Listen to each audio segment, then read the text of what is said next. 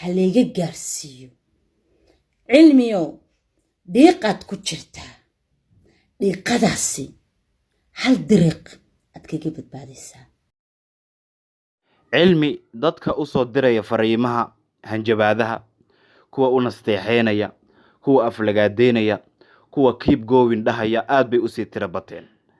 Amira iyo Aadan ayaa markan ku soo biiray xaaladda runta ay u sheegtay Amira waxayna u balan qaaday inay u guurin doonto gabar haddii isaga uu guursan waayo haddii aad doonaysid inaad ka bogato muuqaalkan oo ay tahay markii ugu horeyso channelkeena aad soo booqatay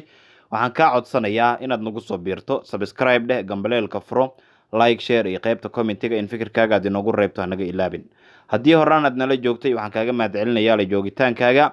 like dheh muuqaalka si meel fog uu gaaro qaybta commentigana fikirkaaga saliimka inoogu reeb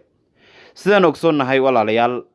cilmi waxa uu wajahayay fadiixad xooggan kadib markii cod laga duubay uu wareegayay toddobaadyadii aynu ka soo gudubnay guud ahaanba barta TikTok iyo baraha kale ee bulshada sida Facebook-ga, Snapchat-ka iyo waliba Instagram-ka codkaas oo dadku ay ugu magac dareen masruuf laakiin isaga markii wax laga weydiiyay marna uu ka gaabsanay marna uu dhahay waa brank dadka intooda wanaagsan oo qalbiga wanaagsan leh cilmi fariimo waxay u soo direen walaaltinimo leh fariimo muslimnimo leh fariimo saaxiibtinimo leh kuwa damiirkooda uusan wanaagsaneyn way aflagaadeeyeen waxay wax ka sheegeen isaga waxay wax ka sheegeen qabiilkiisa waxay wax ka sheegeen caruurta uu sheegay inuu isaga dhalay waxay wax ka sheegeen sinjiyadiisa kuwa kale aan qalbiga wanaagsaneenna waxay yiraahdeen cilmiyo ku soco keep going cilmi waan anaga ku taageersanahay waan ku wadana halkaas ka sii hay waxay noqotaba dadka intooda wanaagsan ayaan ka eegeynayay dad culimo leh oo asxaabtiisa kamid ayaa kamid dadka ku dhiirigeliyay cilmi in uu iscadeeyo wuxuu yahay ilaahay wuxuu la og yahay in uu soo bandhigo nin dhalinyaro ah oo ay live ku wada jireen wuxuu yiri cilmiyo u dhaaro inaadan qoomuluud ahayn cilmi muusan dhaaran waa tii markii dambe uu soo duubay ilaahay uu idil ilaahay toddobaadkan ha igaarsiinin ilaahay 30 bishan ha igaarsiinin iyo waxyaabaha la midka ah isagoo leh fadeexad ayaa leega hayaa isagoo leh muuqaala la soo wadaa anigoo xaaskeyga oo jamaacayna waxyaabo la mid ah ayuu sheegay iyadoo xaalka sidaas uu yahay ayaa cilmi wuxuu u muuqdaa in uu yahay nin wili dadka talooyinka helaya Amira oo kamid ah hablaha Soomaaliyeed ee caanka ka ah baraha bulshada ayaa laba arin dul dhigtay cilmi laba mid inuu raaco cilmi in uu guursado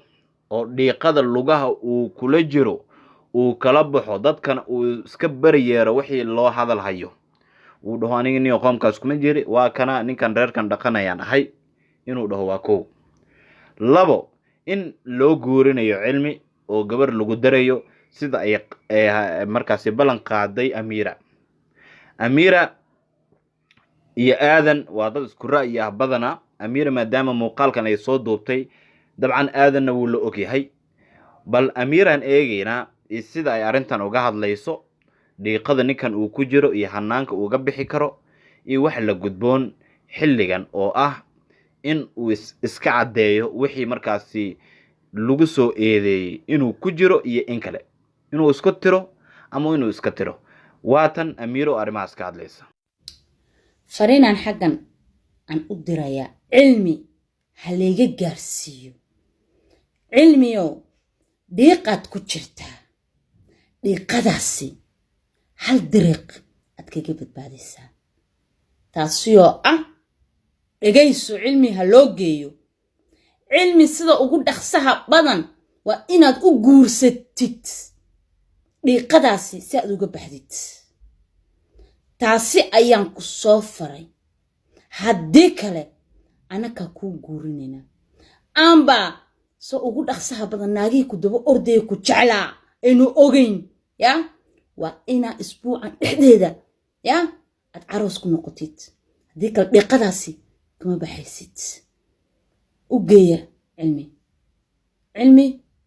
amba waan ku guurinaynaa amba waad guursanaysaa sheekadu way dhamaatay dadka taageeraya cilmi oo kaliya ma aha dadka taageeraya qoomuluudka qoomuluud dad cadaystay oo waxaaba ku jiraba baraha bulshada ku faanaya dharkii dumarka xirtay waxyaabaha dumarka ay leeyihiin sameystay iyagoo macmal ah meel la soo taagan nin rago meel la soo taagan ninba ay qaba oo qoomuluudnimadiisa ku faanaya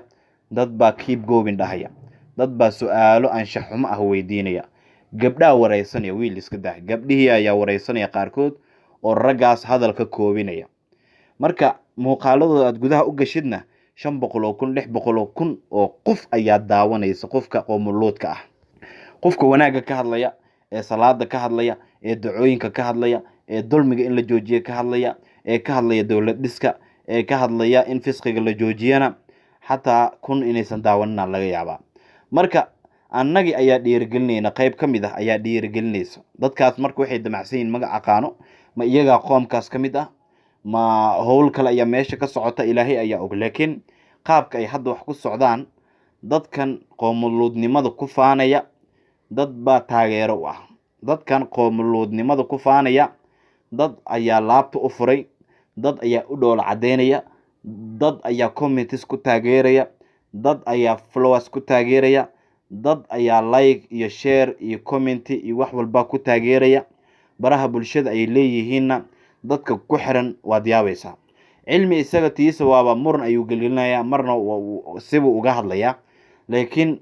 dad fara badan oo rag ku sheeg ah oo leh qoomuluuda nahay oo baraha bulshada ku jira oo dhaqankooda aad iyo aad uga gobanaysa markaad aragto ayaa afar live-kooda kumanaan kun ay daawanaysaa